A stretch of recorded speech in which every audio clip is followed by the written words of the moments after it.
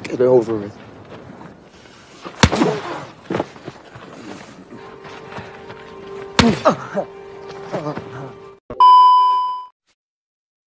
Hai guys, Bang Wiguna di sini balik lagi bersama gue, pengangguran yang kurang kerjaan yang hobinya nonton film. Ngomong-ngomong, gimana kabar kalian guys? Semoga baik-baik aja ya. Oke, di video kali ini sesuai requestan dari kalian yang meminta gue untuk bahas film perang. Nah, di kesempatan video kali ini gue akan mereview sekaligus nyeritain seluruh alur cerita film yang berjudul Unbroken yang dirilis pada tahun 2014. Dan film ini diambil dari kisah nyata. Film ini menceritakan tentang seorang atlet pelari dari Amerika yang banting setir menjadi tentara Amerika pada Perang Dunia Kedua. Suatu ketika ia jatuh dari pesawatnya dan hanyut di samudera luas, lalu ia ditemukan oleh tentara Jepang. Siksaan yang begitu mengerikan terus ia alami hingga hampir mati. Oke guys, seperti apa kelanjutannya? Yuk Bang Wiguna ceritain.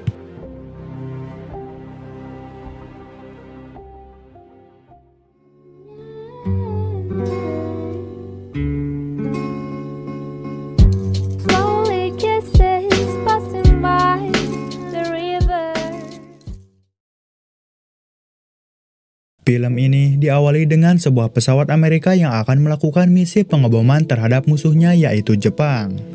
Di kala itu, salah satu tentara yang bernama Louis Zapperny terbang sebagai bombardir dari Amerika Serikat bersama tentara Angkatan Udara B-24 lainnya. Namun ketika melakukan pengeboman, mereka mendapati serangan yang begitu hebat dari tentara musuh. Awalnya mereka nampak tidak khawatir karena pesawat itu dilapisi tameng anti peluru. Singkat cerita, mereka pun sampai di lokasi pengeboman dan mulai menjatuhkan bomnya. Nampak setelah itu ledakan begitu hebat muncul dari bawah hingga sedikit mengguncangkan pesawat mereka. Setelah misinya terselesaikan, mereka pun memutuskan untuk kembali ke markas. Namun tiba-tiba pesawat musuh mendekat dan mulai menyerang mereka. Malangnya, saat mereka akan menutup pintu bom yang terbuka, pintu tersebut ternyata macet. Pilot pun yang panik menyuruh mereka segera menutup pintu itu supaya aman dari serangan. Dan memang jika musuh menyerang dari bawah, tamatlah mereka. Louis mencoba menutup pintu itu secara manual, namun tetap pintu itu tidak bisa ditutup. Tiba-tiba benar saja pesawat musuh menyerang mereka dari bawah. Semuanya merunduk dan mulai melakukan serangan balasan. Namun mereka mulai kewalahan dan tertembak satu persatu. Louis mencoba menenangkan salah satu tentara yang tertembak dan meyakinkan bahwa ia akan selamat. Ketika situasi mulai kacau, Louis mengingat masa kecilnya sebagai seorang pemuda Italia Amerika.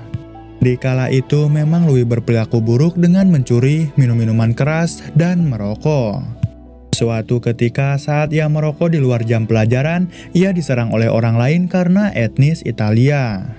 Singkat cerita, ketika Louis dipukuli, tiba-tiba satpam muncul dan membawa Louis ke orang tuanya. Satpam itu langsung melaporkan bahwa ia berkelahi lagi dan minum minuman keras.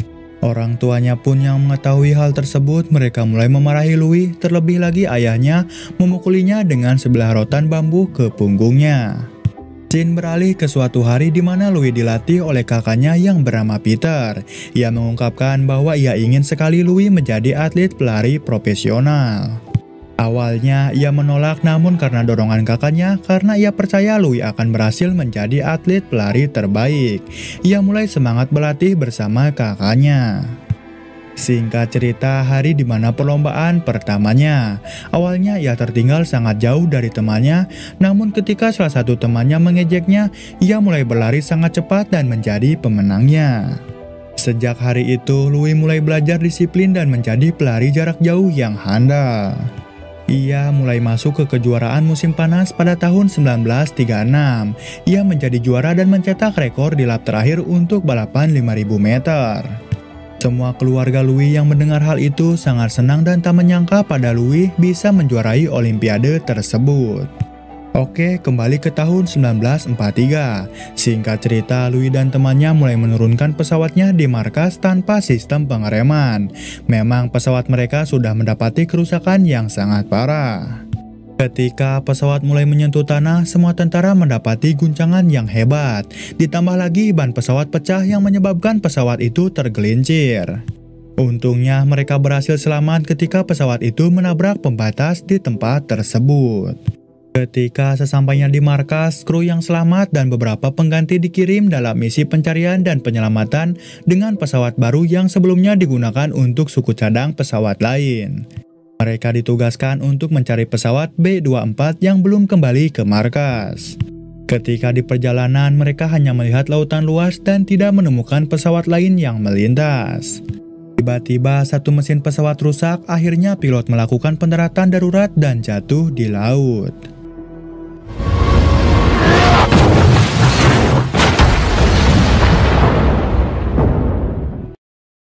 Untungnya, Louis berhasil selamat bersama dua anggota kru lainnya bernama Phil dan Meg. Sementara yang lainnya mati terbawa oleh pesawat tersebut. Mereka mulai menaiki rakit di mana Phil si pilot terluka akibat hantaman saat pendaratan tadi. Mereka mulai mengapung di lautan yang begitu luas dengan persediaan makanan seadanya. Singkat cerita, malam pun sudah tiba, mereka pun mulai beristirahat dan tertidur. Keesokan harinya, mereka melihat sebuah pesawat yang mereka duga itu temannya. Louis dan yang lainnya berusaha memanggil pesawat itu dengan tembakan suar maupun berteriak. Namun pesawat itu tak melihat mereka lalu pergi begitu saja. Hari demi hari berlalu, mereka pun mulai kehabisan persediaan makanan. Tiba-tiba suatu burung hinggap di rakit mereka, Louis langsung menangkapnya dan memakan mentah-mentah bersama temannya. Alhasil mereka pun muntah karena tak kuasa menahan rasa daging burung mentah tersebut. Lalu Phil berpikir mungkin ikan lebih enak dan tak pahit seperti burung tadi. Akhirnya mereka mulai memancing dengan pancingan seadanya. Singkat cerita, beberapa saat kemudian pancingan mereka dilahap ikan dan mereka pun memakan ikan itu bersama mentah-mentah. Sungguh kebersamaan yang mengharukan. Singkat cerita, hari ke-27 mereka terapung di lautan lepas. Mereka melihat kembali pesawat yang melintas dan langsung memanggilnya kembali. Namun tak disangka pesawat itu menyerang mereka, ternyata mereka menarik perhatian sebuah pesawat Jepang. Pesawat itu menembaki mereka dan menyebabkan rakitnya bocor. Untungnya mereka berhasil selamat dengan menyeburkan diri ke laut. Setelah itu, Louis dan temannya langsung memperbaiki rakit tersebut.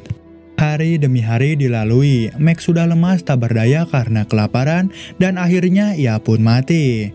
Lalu mayatnya dibuang ke lautan lepas oleh Louis dan Phil.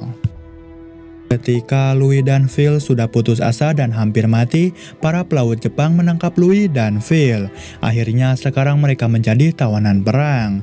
Setelah Louis dimasukkan ke dalam penjara, ia kemudian dipanggil oleh pimpinan tentara Jepang dan ia mulai diinterogasi.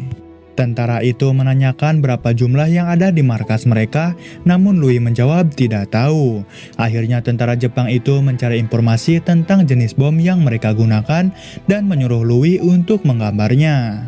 Setelah interogasi selesai, Louis kembali dimasukkan ke penjara tersebut. Waktu terus berlalu, Louis semakin depresi di dalam penjara itu. Tiba-tiba Louis dibawa kembali ke hadapan komandan tentara Jepang itu dan menyuruh mereka untuk lepas baju dan berlutut di atas papan.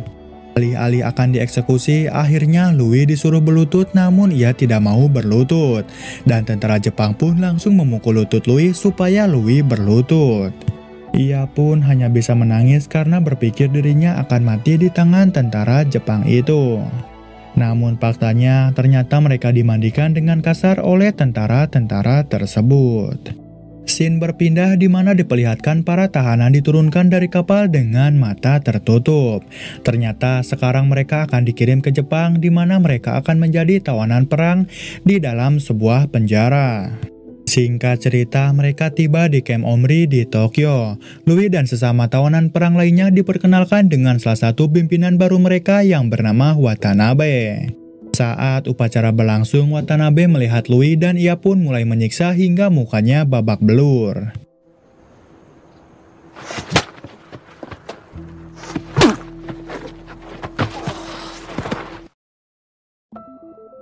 Louis pun hanya terdiam dan pasrah dengan siksaan itu. Hari Hari pun mulai malam di mana Louis dan tahanan baru lainnya mulai memasuki asramanya dan istirahat. Ketika hari sudah pagi kembali, mereka mulai dibariskan kembali dan lagi-lagi pimpinan mereka Watanabe menyiksa kembali Louis. Ia mengetahui Louis sebelumnya adalah atlet pelari dari Amerika. Ia pun menyuruh Louis untuk adu lari dengan tentara Jepang lainnya. Jelas Louis yang lemas akan semua siksaan dan kurangnya asupan makanan, ia kalah telak oleh tentara itu. Setelah Louis kalah, pimpinannya pun memaki Louis dan ia mulai menyiksanya kembali. Sampai di situ, siksaan terus diterima Louis. Ketika di camp pun, ia dipukuli menggunakan ikat pinggang hingga telinganya berdarah. Seperti biasa, Louis hanya terdiam dan pasrah akan siksaan tersebut. Keesokan paginya, Louis disuruh menghadap Watanabe. Ternyata ia diberi kesempatan untuk menyiarkan pesan kepada keluarganya yang mengatakan bahwa dirinya masih hidup dan sehat hidup di Jepang. Karena memang sebelumnya Louis diklarifikasi oleh pemerintah Amerika, dirinya sudah mati dalam perang tersebut. Akhirnya, ia pun dibawa ke tempat siaran radio dan mulai menyiarkan pesan untuk keluarganya sambil menangis terseduh-seduh. This is your Louis talking. Your loving son, Louis. Sampai sini gue udah ngerasain betapa pahitnya penderitaan si Louis ini. Oke, lanjut. Setelah siaran usai, ia menikmati sebuah makanan di restoran yang sungguh nikmat. Tiba-tiba dua pemilik penyiar radio tersebut tiba dan menyuruh Louis menyiarkan bahwa dirinya sangat senang hidup di Jepang daripada di Amerika. Ya intinya disuruh menjelek-jelekan negeri sendiri guys. Namun ketika Louis menolak untuk menyiarkan pesan tersebut, akhirnya dirinya dikirim kembali ke penjara tawanan perang itu. Ketika sesampainya di sana, Watanabe yang muak akan Louis, ia menyuruh semua tahanan memukuli Louis tepat di wajahnya tanpa henti. Awalnya mereka menolak, namun ketika tentara itu mengancam akan membunuh tahanan lain yang sudah babak belur, akhirnya Louis memaksa semua tahanan memukulinya.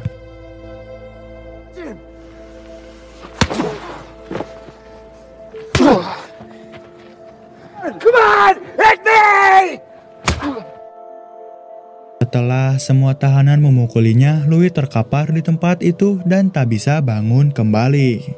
Setelah kejadian itu, scene berpindah di mana diperlihatkan semua tahanan berbaris dan melihat kepergian Watanabe. Karena memang ia telah dipromosikan jabatannya dan dipindahkan ke tempat lain. Singkat cerita, keesokan harinya, Louis terbangun dan camp tersebut sudah rusak saat Tokyo dibom oleh pihak sekutu. Sehingga Louis dan yang lainnya terpaksa pindah ke camp penjara yang bernama Noestu. Mereka pun berangkat dengan menggunakan kereta dan melihat pemandangan yang indah sekali. Singkat cerita, ketika Louis sampai, ia menemukan bahwa Watanabe kembali memegang komando, tetapi sekarang telah dipromosikan menjadi sersan, di mana dia mengawasi para tahanan di tempat penjara tersebut. Semua tahanan dipaksa bekerja untuk memuat tongkang batu bara, dan jika ada yang melawan maka mereka akan dieksekusi. Ketika pekerjaan berlangsung, kondisi Louis yang sudah lemas, ia berhenti selama bekerja karena sudah tak kuat lagi. Lalu tiba-tiba tentara Jepang itu menghampirinya dan menyeret Louis ke hadapan Watanabe. Ia pun langsung dihukum oleh Watanabe, menyuruhnya untuk mengangkat balok besar dan menahannya di atas kepala. Ia juga memerintahkan penjaga untuk menembak Louis jika dia menjatuhkan balok tersebut. Namun dengan semangat Louis yang membara, Louis berhasil mengangkatnya meski kelelahan. Hal itu membuat marah Watanabe saat Louis menatap lurus ke matanya dengan amarahnya.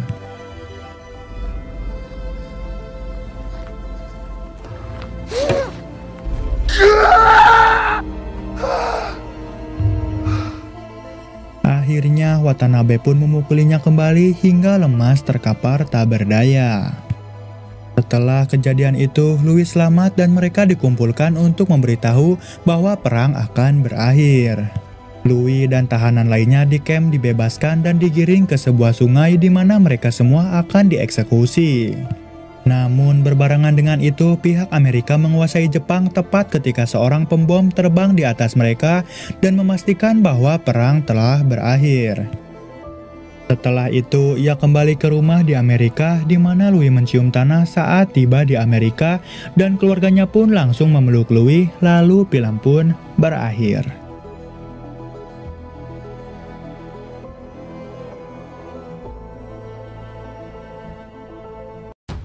Di akhir film, terdapat tayangan slide Louis asli dan peristiwa dalam hidupnya setelah perang. Louis menikah dan memiliki 2 anak, Bill juga selamat dan menikah. Sementara itu, Watanabe bersembunyi dan menghindari penuntutan meskipun ditempatkan di 40 teratas daftar penjahat perang Jepang yang paling dicari oleh Jenderal Douglas. Dan Louis meninggal pada tahun 2014 di umurnya yang ke-97 tahun. Lama menonton video ini, gua terbawa emosi apalagi ketika melihat siksaan tentara Jepang terhadap tawanannya. Memang Jepang ketika masa itu sangat edan sekali, termasuk kepada negara Indonesia tercinta kita ini. Semua kenangan, tindasan mereka, dan juga pengorbanan para pahlawan di kala itu tidak akan pernah terlupakan. Oke guys, sebelum gue undur diri, mari kita sejenak untuk mendoakan para pahlawan kita yang sudah gugur mendahului kita. Berdoa dimulai. Oke, semoga doa kita sampai dan diterima oleh Yang Maha Kuasa. Oh iya, jika kalian suka dengan genre film perang kayak gini, jangan sungkan komen di bawah. Film perang apa lagi di next video yang nanti kita akan bahas guys. Oke guys, mungkin segitu aja videonya. Tak lupa juga gua selalu mendoakan kalian dan sekeluarga semoga selalu diberikan kesehatan dan dijauhkan dari virus pandemi sekarang ini. Oke, Bang Wiguna undur diri. Thanks for watching and see you in the next video. Bye bye.